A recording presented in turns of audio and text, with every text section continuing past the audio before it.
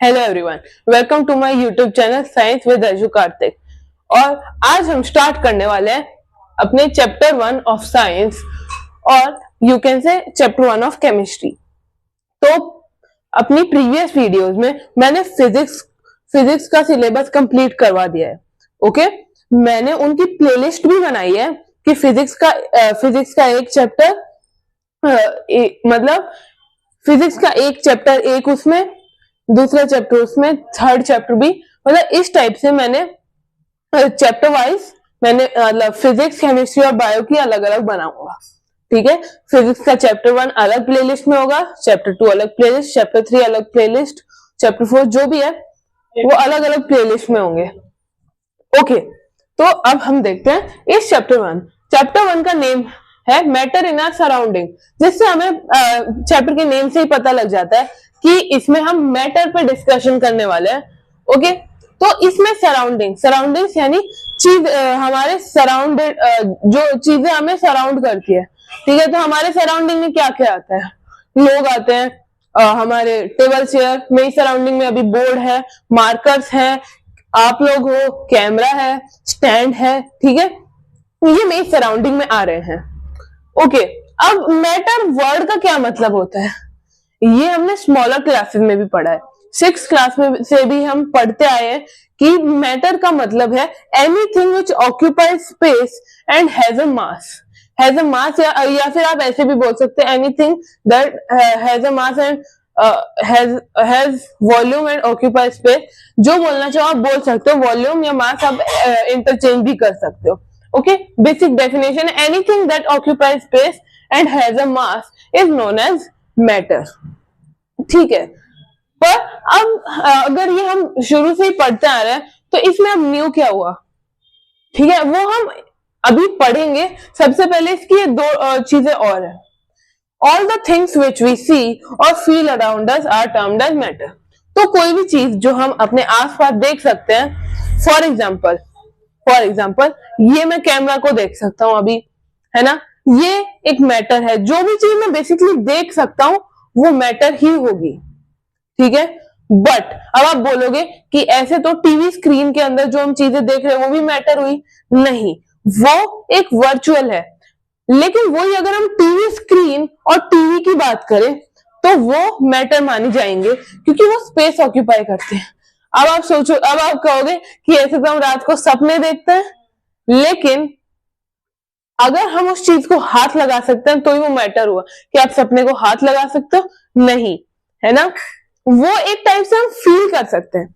For example love, hate, या फिर आप कहो कोई चीज हमें अच्छी लगती है, बुरी लगती है, किसी भी चीज के बारे में मतलब हम क्या सोचते हैं वो भी एक वो नॉन मैटर हो गया। इलेक्ट्रिसिटी, वो स्पेस ऑक्यूपाई नहीं करती, वो भी नॉन मैटर हो गया। एयर, वो क्या हुई? वो मैटर हुई या नहीं? वो मैटर होगी। क्यों? भले ही हम मतलब यहाँ पे एयर है, हम आप कहोगे कि अगर ये स्पेस ऑक्यूपाई करती है तो हम इसके आर पार कैसे जा सकते हैं? यहाँ पे जैसे एयर है, मैं भाग के गया, एयर के आर पार हो गया मैं, ऐसा क्यों? क्योंकि उनके बीच, उसके पार्टिकल्स के बीच जो स्पेस है वो बहुत ज्यादा है। अभी पार्टिकल्स क्या होते हैं, इनका नेम क्या होता है आपको पता होगा, पर फिर भी हम इन पे डिस्कशन करेंगे। पर हम इन पार्टिकल्स पे डिटेल डिस्कशन नहीं करेंगे इस चैप्टर के अंदर, वो आएगा 3rd चैप्टर में, एटम्स एंड मॉलिक्यूल्स। तो चलो, अब early Indian philosophers classified matter in the form of 5 basic element. अब जो पुराने टाइम में इंडियन फिलोसोफर्स थे उन्होंने मैटर को 5 बेसिक एलिमेंट्स में डिवाइड किया था।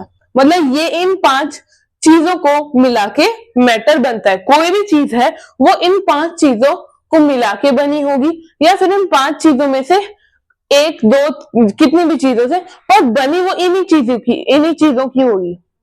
वो क्या, वो एलिमेंट्स क्या क्या है? वो है फायर, एयर, वाटर, स्काई। अब 5वां कहाँ गायब हो गया? ये रहा ना 5वां, अर्थ।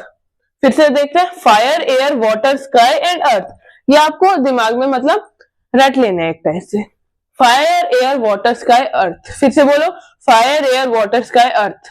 एक लास्ट टाइम, जल्दी जल्दी बोलो, फायर, एयर, वाटर, स्काई, अर्थ। ओके, अब these are also called the Panchatantra.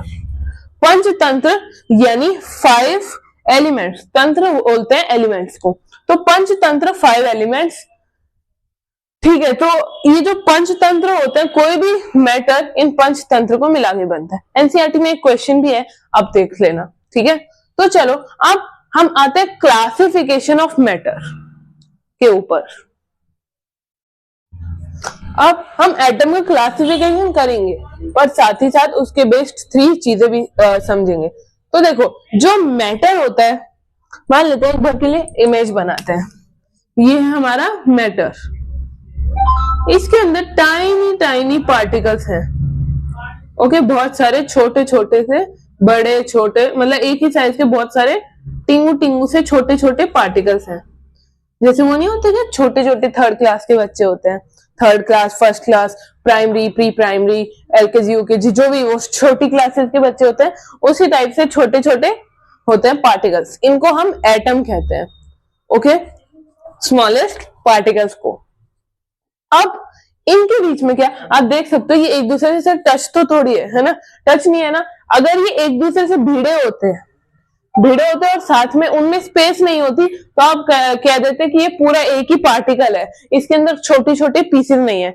मतलब मान लो एक बार के लिए आपने एक स्लाइस ली पनीर की, उसे आपने पार्टिकल्स में काट दिया और उनको आपने थोड़ा दूर दूर रखा है, तो क्या आप ये कहोगे कि ये छोटे छोटे पार्टिकल्स हैं। वही आपने उन्हें ऐसे एकदम पिचका दिया फिर से, जैसे वो पहले थे, मतलब जैसे आपने कट कर दिया इसको 2 में और फिर इसको ऐसे पास ले आए, जिससे ऐसे फील ही नहीं होगा कि ये अलग अलग है। तो आप यही कहोगे कि ये तो एक पूरा पनीर है, ये इसमें पार्टिकल्स नहीं है, डिवीजन नहीं है ना। सेम उसी तरीके से अगर इनमें स्पेसेस ना हो तो ये माना जाएगा कि ये पूरी एक चीज है, इसलिए इनके अंदर स्पेसेस तो श्योर है। ठीक है, अब इनके अंदर स्पेसेस है तो कभी मतलब एग्जांपल से एक समझते हैं, इनके बीच में स्पेसेस है, ये प्रूव कैसे करेंगे। मान लो आपने क्या किया, आपने मिल्क लिया, दूध में हम हमेशा चीनी मिलाते हैं, कुछ आप मिलाते भी नहीं होगे, मैं ये श्योर नहीं हूं, पर मैक्सिमम लोग मिलाते हैं इंक्लूडिंग मी। तो हम जब चीनी डालते हैं और मिलाते हैं, तो मिलाने के बाद आप कभी नोटिस करना, अगर उसकी मतलब उसी में पहले आप बिना चीनी मिलाए नोटिस करना, और आप देखोगे उसका लेवल इतना है। ठीक है, एक बार देख लेते हैं। ये हमने एक वेसल लिया, यहाँ पे मतलब दूध यहाँ पे आ रहा था, ठीक है, तो हमने यहाँ पे एक मार्क कर लिया।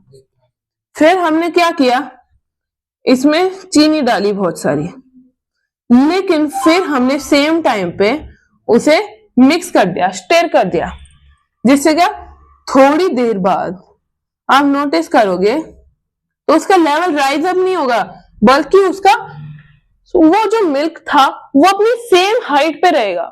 ऐसा क्यों? आप सोचोगे मैंने चीनी डाली वो तो गायब हो गई और टेस्ट भी आ रहा है मुझे, ऐसा क्यों हुआ? तो बेसिकली ऐसा इसलिए होता है कि जो पार्टिकल्स होते हैं वो ब्रेक डाउन हो जाते हैं, मतलब जो लिक्विड था उसके अंदर सॉलिड आ गया, सॉलिड के पार्टिकल्स को आपने मिक्स किया तो छोटे छोटे पार्टिकल्स में और डिवाइड हो गया, जिससे लिक्विड के पार्टिकल्स में स्पेस ज्यादा होती है, सॉलिड के पार्टिकल्स में स्पेस कम होती है। तो ज्यादा स्पेस के अंदर जाके वो उन स्पेसेस के बीच में चला गया। जैसे ये लिक्विड था, इसके अंदर यहाँ पे स्पेसेस थी, ठीक है, एक बार मैं बना लेता हूं डायग्राम। तो इधर ये था हमारा वो वेसल जिसमें हमने मिल्क रखा हुआ था, ठीक है। अब क्या हुआ, जो चीनी के पार्टिकल्स थे ना वो इन स्पेसेस के बीच में चल गए, ठीक है, जिस वजह से अब स्पेसेस तो इसमें थी, अब स्पेसेस भर गई। तो ऐसा तो है नहीं, मान लो कि एक गड्ढा है, उसको आपने मिट्टी से भर दिया, ठीक है, तो ऐसा थोड़ी हुआ कि मतलब जो गड्ढे में थोड़ी मिट्टी थी वो मतलब हमने ऊपर की, तो ऐसा तो नहीं हुआ ग्राउंड लेवल से ऊपर आ गई, नहीं आई ना। सेम उसी तरीके से मान लो कि है ना बीच बीच में जैसे वो होता है, कभी भी आपने देखा हो, मतलब क्या कहते हैं, स्पंज होता है, स्पंज के अंदर आप मतलब मिट्टी भर दो, किसी भी तरीके से आपने भर दी, तो फिर स्पंज थोड़ी मोटा थोड़ी हो गया, वो वो उतना ही तो रहा, क्योंकि बीच में, उसके बीच में गई है ना मिट्टी, जो होल्स थे, होल्स फिल हो गए, लेकिन साइज थोड़ी चेंज हुआ। अब हम किस पे आएंगे, अब हम देखेंगे उनका साइज। तो जो पार्टिकल्स होते हैं मैटर के, वो बहुत स्मॉल होते हैं। हमारी बुक के अंदर एक एक्टिविटी गिवन है जिसमें हमने क्या किया, पोटेशियम पर मैग्नेट जो कि डार्क पिंक कलर का होता है वो लिया, ठीक है। ये था वाटर, 100 ml वाटर इसमें हमने डाला, और देखो उस छोटे से क्रिस्टल से इतना डार्क कलर हो गया पानी का। इससे हमें क्या पता लगता है, अगर वो मतलब उसके अंदर टाइनी पार्टिकल्स नहीं होते उस पोटेशियम पर मैग्नेट में, तो क्या वो फैलता नहीं, वो एक क्रिस्टलाइज फॉर्म के अंदर ही, बस वो उधर ही एक ही जगह रहता। और क्या हुआ, वो फैल गए, उसके पार्टिकल्स फैल गए, जिस वजह से पूरे वाटर के अंदर पिंक कलर आ गया, है ना। और फिर हमने क्या किया, अब मतलब इससे हमें ये पता लग गया कि वो बहुत स्मॉल होते हैं, पर हमें ये पता कैसे लगेगा कि वो पूरे टाइम चलते रहते हैं। जैसे देखो, ये हमने वाटर लिया फिर से, इसमें मैंने क्या किया, जैसे अभी बीच में क्या हल्दी ट्रेंड वायरल हुआ था, है ना, उसके अंदर वो ऐसे ऊपर से हल्दी डालते हैं, ये छोटे छोटे पीसेस, और ये ऐसे सुंदर तरीके से नीचे गिरते हैं, है ना। ये देखा होगा आपने, ऐसा क्यों होता है। इससे हमें ये पता लगता है कि जो एटम के पार्टिकल्स वो कंटिन्यूअसली मूव कर रहे हैं। अगर वो मूव नहीं कर रहे होते तो वाटर के ऊपर सेटल हो जाते, पर वो सेटल नहीं हुए, इंस्टेड वो पानी के अंदर ऐसे ड्रिप की फॉर्म में गिरने लग गए, छोटी छोटी ड्रॉपलेट्स की फॉर्म में, है ना। इससे हमें ये पता लग जाता है कि जो मूव करते रहते हैं इसके एटम्स के पार्टिकल्स, ठीक है। अब हम क्या क्लासिफिकेशन ऑफ मैटर करेंगे।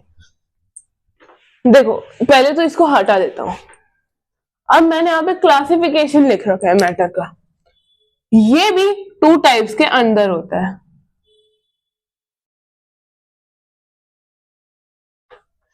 एक होता है फिजिकल, एक होता है केमिकल। अब केमिकल क्लासिफिकेशन हम नहीं करेंगे, पूछो क्यों, मेरी मर्जी। अरे ऐसा नहीं है, बल्कि ऐसा हम केमिकल क्लासिफिकेशन इसलिए नहीं करेंगे क्योंकि ये आने वाला है नेक्स्ट चैप्टर के अंदर, is matter around us pure, जिसमें हम प्योर सब्सटेंसेस, इम्प्योर सब्सटेंसेस के बारे में भी पढ़ेंगे केमिकल उनके साथ। तो अब ये ब्लू मार्कर लूंगा। जो फिजिकल ये क्लासिफिकेशन होती है, इसके अंदर मेरा मतलब ये एक ही टाइप की होती है, ठीक है। पर एक काम करते हैं, इसके भी मैंने अभी क्या बताया, 2 टाइप्स की होती है ये भी, is matter around us pure, तो इससे हमें समझ आते हैं प्योर होते हैं और इम्प्योर होते हैं। अब ये दोनों ये यहीं पे खत्म नहीं होते, नीचे जाके और भी इनकी लंबी टेबल बनती है, और नेक्स्ट चैप्टर में हम पढ़ेंगे, नहीं तो ज्यादा डीप हो जाएगा, और इस चैप्टर के अंदर सिलेबस में भी नहीं है तो हम क्यों पढ़े, ठीक है।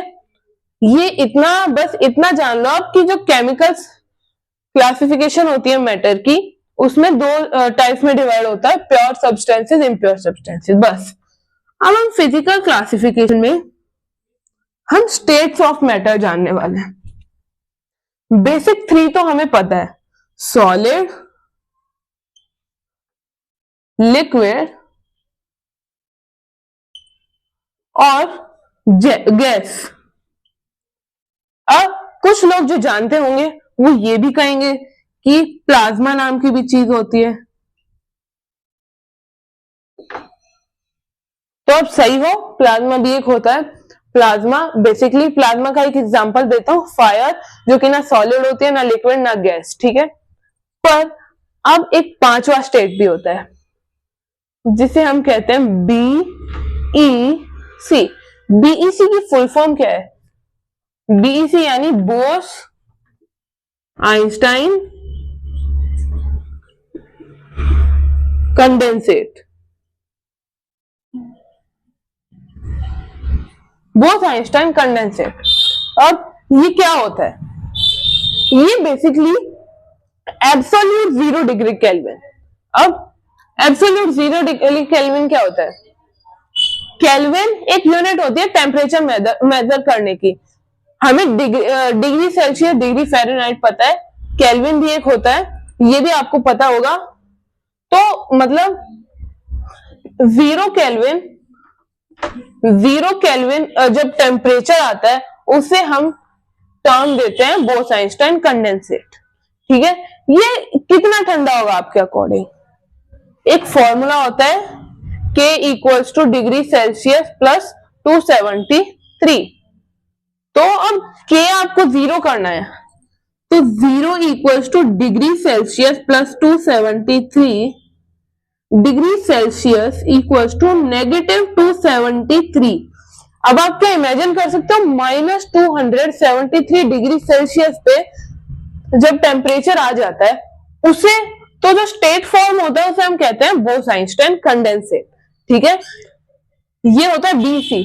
तो हमने 5 स्टेट्स ऑफ मैटर पढ़े। अब हम जो प्लाज्मा है, प्लाज्मा और BEC, इनके बारे में डिटेल में नहीं जानेंगे, हम बस इन तीनों के बारे में जानने वाले हैं। इनकी मैं एक टेबल भी बनवाऊंगा आपसे, मतलब जिसमें मैं इनको कई सारी चीजों के बेसिस पे डिवाइड करूंगा। ओके, यहाँ पे एक साइड सॉलिड, लिक्विड, गैस और डिफरेंसेस। ठीक है, तो चलो इस वीडियो में इतना ही। I will meet you all in next video. Till then, bye bye. See you all in the next video.